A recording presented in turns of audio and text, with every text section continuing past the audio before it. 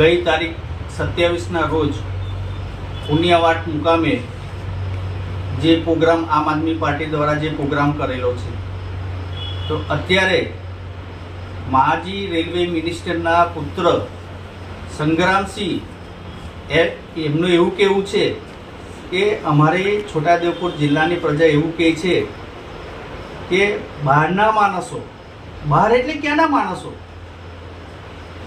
પાકિસ્તાનના છે, અમેરિકાના છે, લંડનના છે, ફ્રાન્સના છે, જર્મનીના છે, ચીનના છે. આ તો ગુજરાતના માણસો છે, ગુજરાતના ક્રાંતિકારી યોદ્ધાઓ જે છે, એ યોદ્ધાઓ જે તમારે જે કામ કરવાનું છે, તમે એવું કહો છો કે અમારી જોડે 3 ધારાસભ્ય છે, સાંસદ છે, તાલુકા પંચાયત, જિલ્લા પંચાયત, આ બધી અમારા અંડરમાં છે, અમે બધા જીતેલા માણસો છે. તો એ જે તમારાથી જે કામ નથી થતું એ કામ અત્યારે આ અમારા યુવા ક્રાંતિકારી યોદ્ધાઓ જે કામ કરે છે, ચેતર વસાવા શિક્ષણને લઈને, આરોગ્ય લઈને, આ તમામ પાસાઓને લઈને પ્રજાને જાગૃત કરે છે. આ એક જાતની ક્રાંતિ છે.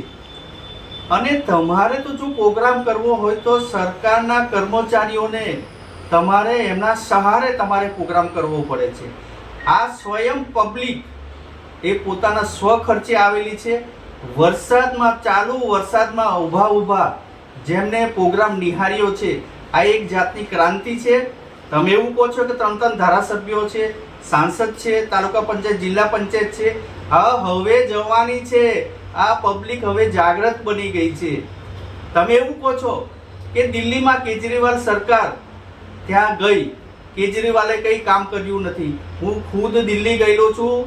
ત્યાં મેં મોહલ્લા ક્લિનિકો જોઈ છે, સારામાં સારી સ્કૂલો જોઈ છે, હેલ્થ માટે ત્યાં જીમ મેં જોયા જે છે, તાલુકા પંચાયત, જિલ્લા પંચાયત, કલેક્ટર ઓફિસમાં સારામાં સારો વહીવટ જોયો છે.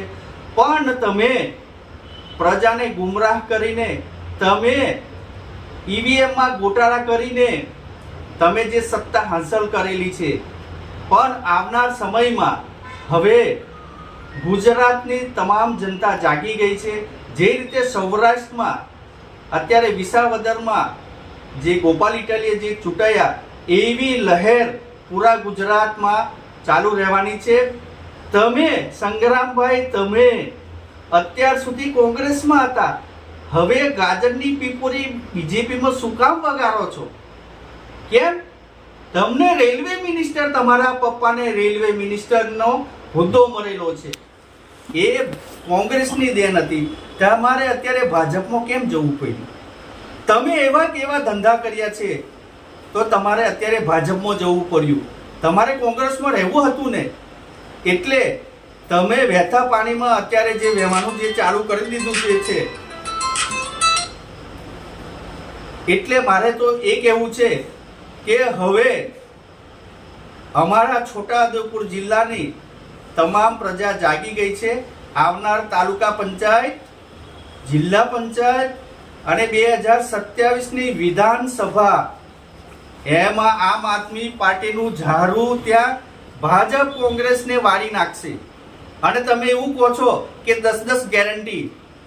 અરે 10 ગેરંટી પંજાબમાં ને દિલ્હીમાં કેજરીવાલ સરકારે આપેલી છે અને ત્યાં કામો થયેલા છે. પણ તમારી કૂટનીતિને કારણે પ્રજાને જે તમે ગુમરાહ કરીને અને જે ઈવીએમમાં છે, જે વોટિંગમાં જે છે, તમે ચેડા કરીને જે સત્તા હાંસલ કરી છે. પણ અહીંયા ગુજરાતમાં હવે પ્રજા જાગી ગઈ છે અને આવનાર સમયમાં પરિવર્તન આવશે એની અમને પૂરેપૂરી ખાતરી છે. સંખેડા વિધાનસભા આમ આદમી પાર્ટી પ્રમુખ એડવોકેટ રંજનભાઈ તડવી.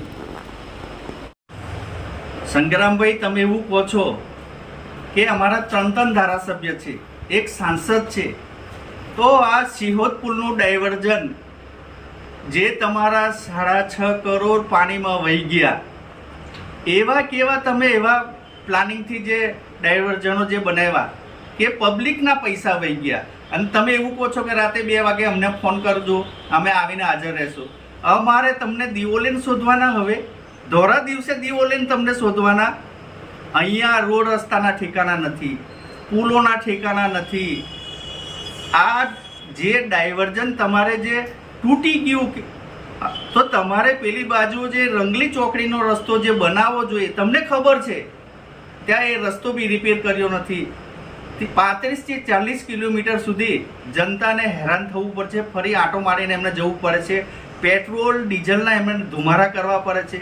એક બાજુ તમે એવું કહો છો કે વિકાસ વિકાસ, તો કયા વિકાસની તમે વાત કરો છો?